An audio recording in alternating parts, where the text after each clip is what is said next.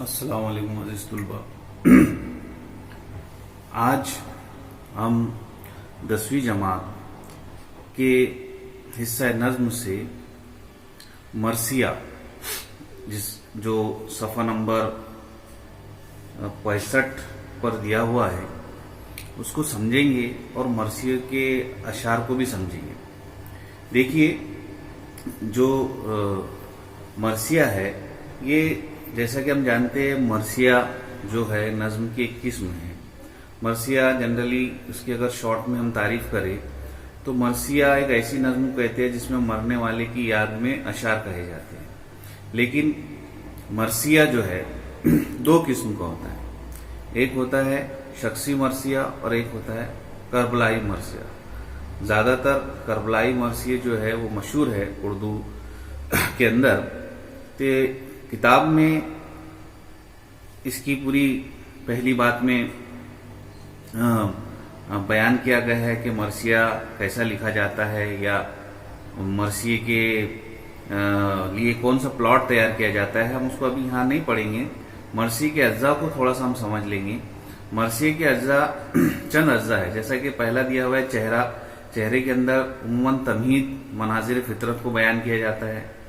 دوسرا ہے سراپا، جس میں کربلا کے کردار کا سراپا بیان دیا جاتا ہے، ان کے کردار کا بیان کیا جاتا ہے۔ پھر ہے رخصت، اس میں کرداروں کے میدان جنگ میں روانگی کا ذکر ہوتا ہے۔ پھر ہے آمد، اس حصے میں اہل بیت رسول صلی اللہ علیہ وسلم کی میدان کربلا میں پہنچنے کے رودات بیان کی جاتی ہیں، یعنی کہ اہل بیت کی پہنچنے کی رودات۔ اہل بیت بولے تو حضور صلی اللہ علیہ وسلم کے جو نواسے تھے، حضرت امام حسین رضی اللہ تعالیٰ عنہ، ان کے ساتھی، انہیں اہل بیت کہا جاتا ہے۔ پھر رجس، میدان جنگ میں اپنے آبا و اجداد کی بہادری اور دوران جرات و کمالات کو فخریہ انداز میں بیان کرنے کو رجس کہتے ہیں۔ رزم، میدان کربلا میں ہوئی جنگ کے احوال اس حصے میں بیان کیے جاتے ہیں۔ شہادت، یہاں دشمنوں سے لڑتے ہوئے اہل بیت کی شہادت کا ذکر کیا جاتا ہے۔ اور بین،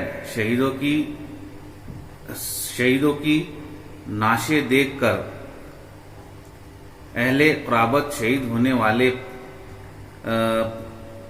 پر اپنے دکھ کا بیان کرتا ہے۔ تو یہ اس کے جز ہوتے ہیں۔ اب دیکھیے، جو 10ویں جماعت کا جو مرثیہ ہے جس کا نام زمین کرب و بلا ہے، جس کے شاعر ہے وحید اختر انصاری، جو 12 اگست 1934 کو اورنگ آباد میں پیدا ہوئے اور 1996 میں حیدرآباد میں ان کا انتقال ہو گیا۔ ان کا ہم تعارف نہیں دیکھیں گے یہاں، کیونکہ کافی طویل ویڈیو ہو جاتی ہے، آپ اس کو پڑھ سکتے ہیں کتاب سے۔ دیکھیے، مرثیے کا میں مختصراً معنی اور مفہوم بتا چکا ہوں۔ اب ہم یہ مرثیوں کو پڑھیں گے اور اس کو سمجھیں گے۔ دیکھیے، یہ ایک کربلائی مرثیہ ہے، نام سے ہی ظاہر ہو رہا ہے، تو اس لیے آپ ایک پس منظر ذہن میں بٹھا لیجئے کہ یہ جو مرثیہ ہے، اس میں میدان کربلا میں جو جنگ کے حالات پیدا ہوئے اس سے پہلے کا ذکر کیا ہوا ہے۔ دیکھیے، پوچھا یہ زمین کیسی ہے، کیا نام ہے اس کا، لگتا ہے کچھ ایسا، یہ ازل سے ہے شناسا، افلاک سے تاروں سے گزر آئے سبق پا، یہ ذرے ہے کیسے کہ قدم اٹھ نہیں سکتا، آواز ایک آئی یہ زمین کرب و بلا ہے، انسان کی معراج یہی خاک شفا ہے۔ یہ بند کا مطلب سمجھ لیجئے آپ۔ اس کے اندر ہے، دیکھیے، یہ بند میں شاعر نے جو ہے مرثیے کے جو چہرے کا سما بانا ہے یہاں پر، یعنی کہ اس کے جس کو کہیں گے ہم مناظر فطرت کو بیان کیا ہے کہ پوچھا یہ زمین کیسی ہے۔ جب حضرت حسین رضی اللہ تعالی اپنے قافلے کے ساتھ کوفہ کے لیے روانہ ہوئے، کیونکہ وہاں یزیدیوں نے انہیں بیعت کرنے کے لیے بلایا تھا. یہ اسلامی پورا واقعہ ہے.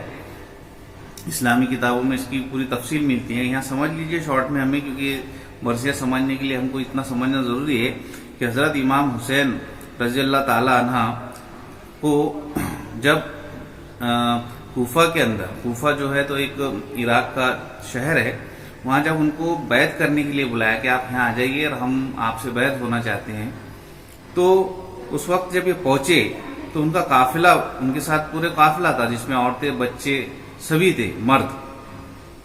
تو وہ 72 ساتھیوں کا قافلہ تھا جو اس میں لکھا ہوا ہے کتاب کے اندر آپ کے. تو وہ جب ایک مقام پر پہنچے تو وہاں پر ان کو ایک عجیب کیفیت طاری ہوئی, مطلب ان کو ایک عجیب سا احساس ہوا. اس وقت کا ذکر شاعر نے اس میں کیا ہے کہ پوچھا یہ زمین کیسی ہے, کیا نام ہے اس کا, لگتا ہے کچھ ایسا, یہ ازل سے ہے شناسا. ازل سے مطلب شروع سے, ابتدا سے. افلاک سے تاروں سے گزر آئے سبق پا, یہ ذرے ہے کیسے کہ قدم اٹھ نہیں سکتا. آواز ایک آئی زمیں کر وہ بلا ہے, انسان کی معراج یہی خاک شفا ہے. جب امام حضرت حسین رضی اللہ تعالیٰ نے اپنے ساتھیوں سے پوچھا کہ یہ کیسا مقام ہے, کیونکہ یہ ایک فرحات نام کی, جس میں دیکھیے اس میں دیا ہوا ہے کہ جب یہ کوفہ جا رہے تھے تو راستے میں ایک دریا ہے جس کا نام دریائے فرات, عراق کے قریب ایک دریائے فرات ہے. دریائے فرات کی ایک نہر کے پاس ان کا قافلہ پہنچا اور وہاں پر ان کو ایک تھوڑی عجیب کیفیت لگی, اور جب انہوں نے قافلے کو وہاں روکا اور وہاں وہ جب تھوڑا مقام پذیر ہوئے تو وہاں انہوں نے پوچھا کہ یہ کیسی زمین ہے کہ یہ ہم کو لگتا ہے کہ شروعات سے ہماری جانی پہچانی ہے. جو پہلے 2 شعر میں کہا ہے, یہ پوچھا یہ زمین کیسی ہے, کیا نام ہے اس کا, لگتا ہے کچھ ایسا, یہ ازل سے ہے شناسا. یہ دیکھو امام حضرت حسین رضی اللہ تعالیٰ یہ ہمارے نبی حضور پاک صلی اللہ علیہ وسلم کے نواسے ہے, تو ظاہر سی بات ہے ان کے اندر ایک روحانی جذبات جو ہو نبی کے نواسوں کے ہونے کے ناطے, تو ان کو ایسا لگا, کیونکہ اسلامی تاریخی واقعوں میں یا حدیثوں میں بھی آتا ہے کہ آپ صلی اللہ علیہ وسلم نے کربلا کے واقعے کی پیشن گوئیاں اس کے ہونے سے بہت پہلے ہی دے چکے تھے. جب وہ وہاں سے پہنچے تھے تو وہاں کی مٹی کو انہوں نے ہاتھ میں لے کے کہا تھا کہ اس میں مجھے اپنے خاندان کے افراد کی, جس کا مفہوم یہ ہے کہ اپنے خاندان کے افراد کی خون کی خوشبو آتی ہے. مطلب انہیں پتا تھا کہ ہمارے آپ صلی اللہ علیہ وسلم تو نبی بنا کے بھیجے گئے اور ہمارے پوری کائنات کے لیے, تو یہ انہیں پتا تھا کہ یہاں پر جو ہے تو ہمارے خاندان کے افراد شہید ہوں گے اور حق اور باطل کی یہاں پر جنگ ہوں گی. تو یہاں پھر امام حسین رضی اللہ تعالیٰ کو محسوس ہوا کہ یہ کیسی زمین ہے جو ہم کو شروعات سے جانی پہچانی لگتی ہے. تو افلاک سے تاروں سے گزر آئے سبق پا, ہلکے ہلکے قدم سے مراد آسانی سے ہم یہاں پہنچ گئے. یہ ذرے ہے کیسے کہ قدم اٹھ نہیں سکتے, یہاں کی مٹی کی ذرے ایسے کہ یہاں سے ہمارے قدم آگے نہیں بڑھ رہے. آواز ایک آئی یہ زمین کر وہ بلا ہے, انسان کی معراج یہی خاک شفا ہے. ایک آواز آئی دل سے ان کے کہ یہ وہ زمین ہے جسے کرب و بلا یا کربلا, جس کو ہم عام زبان میں کہتے ہیں کربلا کی زمین جو عراق کے اندر ہے وہ ہے, اور یہی زمین سے انسان کی بلندی کی پہچان ہے, خاک شفا ہے. یہ یہاں کی جو مٹی ہے تو یہ انسان کے کردار کو بلند کرنے والی ہے, کیونکہ یہ جو شہید ہوئے تھے کربلا کے میدان میں جتنے بھی شہدا تھے, تو یہ انسانی تاریخ کا ایسا واقعہ ہے جس میں حق اور باطل کی جنگ میں بظاہر حق تو شکست ہوئی, لیکن یہاں سے اسلام کا عروج بہت تیزی سے ہوا. دیکھیے دوسرا بند دیکھیے, یہ سنتے ہی شبیر کا رخ ہو گیا تابا, فرمایا کہ لو مل ہی گئی منزل جانا. باندھا تھا اسی خاک سے خون نے میرے پیما, ہمراہیوں سے بولے یہیں کھول دو ساما. یہ نہر یہ صحرا یہ ترائی ہے ہماری, گر فضل خدا ہو تو خدائی ہے ہماری. دوسرے بند کا مفہوم اور تشریح ایسی ہے کہ یہ جب بات آپ کو معلوم پڑی حضرت امام حسین کو کہ وہی زمین ہے جس کا ان کو اعلام ہوا, تو یہ سنتے ہی ان کے چہرے کا رنگ روشن ہو گیا اور بولے کہ ہمیں منزل مقصود مل گئی ہے، یہی ہماری زندگی کا مقصد تھا، اور ہمراہیوں سے بولے کہ یہی سامان، یہی ہمارا خیمہ باندھ دیا جائے، اور یہ نہر، یہ صحرا، یہ ترائی ہے ہماری، گر فضل خدا ہو تو خدائی ہے ہماری، اگر خدا کا فضل رہا تو یہ نہر، یہ یہاں کا صحرا اور یہ سارا سما جو ہے، یہ دریا، یہ سب ترائی بولے تو دریا، یہ سب ہمارا ہونے والا ہے۔ دیکھیے تیسرا بند، اس خاک کو پہچان لیا دیدہ وروں نے، نیوڑا دیے سر سجدے میں آشفاتا سروں نے، نیوڑا دیے سر سجدے میں آشفاتا سروں نے، سمجھا صدف اس دشت کو روشن گہروں نے، اسباب سفر کھول دیا ہم سفروں نے، دریا نے قدم چوم لیے تشنئے لب کے، برپا ہوئے خیمہ حرم پاک نبی صلی اللہ علیہ وسلم کے۔ دیکھیے تیسرے بند کا مطلب کہ جب آپ کو پتا چلا کہ وہی زمین ہے جہاں کی خاک کو دیدہ وروں نے، عقل مندوں نے پہچان لیا، اور تو تبھی انہوں نے اپنے جو سر تھے وہ سجدے میں ڈال دیے، اور اس صدف کو، اس سیپ کو، دیکھیے جو زمین کرب و بلا ہے اسے صدف کا بھی استعمال اس کے لیے ہوتا ہے الفاظ کا، اور اس دشت کو روشن، دیکھیے جب سمجھا صدف اس دشت کو روشن گہروں نے، اسباب سفر کھول دیا ہم سفروں نے، دریا نے قدم چوم لیے تشنا لبوں کے، برپا ہوئے خیمے حرم پاک کے نبی کے۔ حرم پاک نبی یعنی کہ نبی، اس کے اندر میننگ دیے ہوئے کتاب کے اندر کہ نبی کے خاندان کی عورتیں، یعنی کہ جب ان کو معلوم پڑا کہ وہی سرزمین ہے جہاں جس کا ذکر کیا گیا ہے، تو انہوں نے اس کو خوشی کے مارے یہاں پر انہوں نے سجدے کیے، اور اپنے ساز و سامان اور سفر کا سامان سب کھول کر وہاں خیمے باندھ دیے۔ اب دیکھیے دوسرا، اس کے بعد کا مصرع، دم بھی نہ لیا تھا کہ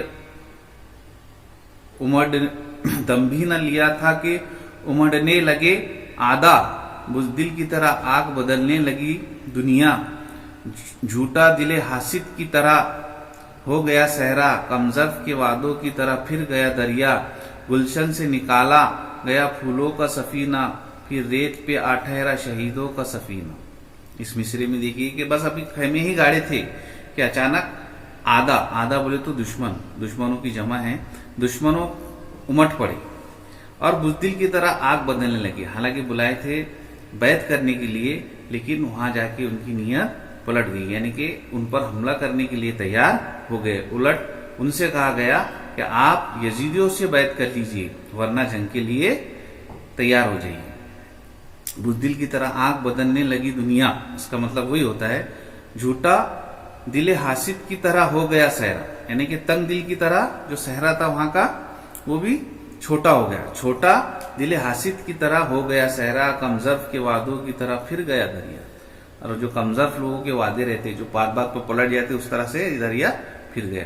گلشن سے نکالا گیا پھولوں کا سفینہ، سفینہ کے معنی جہاز یا کشتی کے ہوتے ہیں، کہ گلشن بولو تو باغ سے نکالا گیا پھولوں کا سفینہ، پھر ریت پہ آ ٹھہرا شہیدوں کا سفینہ۔ پھر اس کے بعد وہاں کی جو جنگ کے حالات ہوئے اس میں جو شہید ہوئے، تو مطلب پھر ریت پر، وہ پورے صحرا پر شہیدوں کا ایک انبار لگ گیا۔ یہ دیکھیے آخری بند پڑھ رہا ہوں میں اس کا، جب قذب کی بیعت سے کیا صدق نے انکار، قذب بولے تو جھوٹ کی بیعت کسے کہتے ہیں، اس کی میننگ بھی آپ کی کتاب میں دیے ہوئے ہے۔ اسلامی قانون کے مطابق کسی کو امیر ماننے کا عہد کرنا، اس کو بیعت کہا جاتا ہے۔ جب قذب کی بیعت سے کیا صدق نے انکار، جب جھوٹ کی بیعت سے سچ نے انکار کیا، کیونکہ جو جھوٹ تھے یزیدی لوگ تھے، تو ان کی بیعت سے اہل بیعت نے، حضرت امام حسین رضی اللہ تعالیٰ کے قافلے نے بیعت کرنے سے انکار کیا، تو سوداگر خوں جسم پہ سجنے لگے ہتھیار، پھر ان کے جسم پہ ہتھیار سجنے لگے، پھر وہ جنگ کے لیے آمادہ ہو گئے۔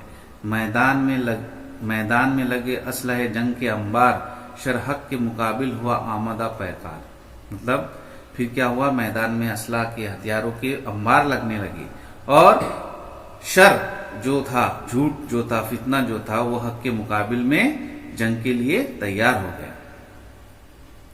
پھر دیکھیے آخری شعر، خوابیدہ ضمیروں نے کیا جبر سے سودا، بیداری ایمان نے کیا صبر سے سودا۔ بڑا اچھا شعر ہے کہ خوابیدہ ضمیر مطلب سوئے ضمیر، جو اہل یزید تھے، جو یزیدی تھے، تو وہ خوابیدہ، ان کے ضمیر سوئے ہوئے تھے، ان کو حق کی پہچان نہیں ہو رہی تھی، تو انہوں نے ان کے جو ضمیر سوئے ہوئے ضمیروں کو یعنی کہ اہل یزید نے جو تھے، یزیدیوں نے جو ہے، تو وہ کس سے سودا کیا؟ خوابیدہ ضمیروں نے کیا جبر سے سودا۔ جبر سے بولے تو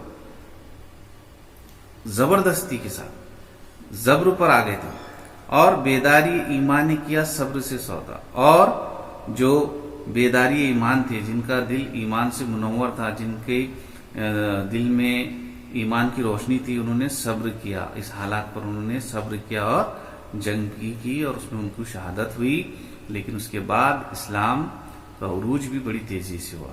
اس طرح سے یہ مرثیہ جو ہے تو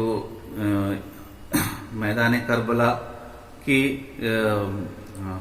منظر کشی اور واقعے کو بیان کرتا ہے۔ بڑا اچھا مرثیہ تھا یہ۔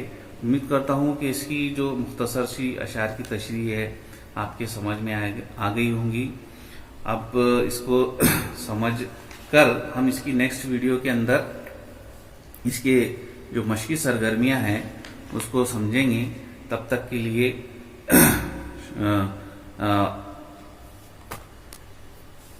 آباد رہیے۔ اللہ حافظ۔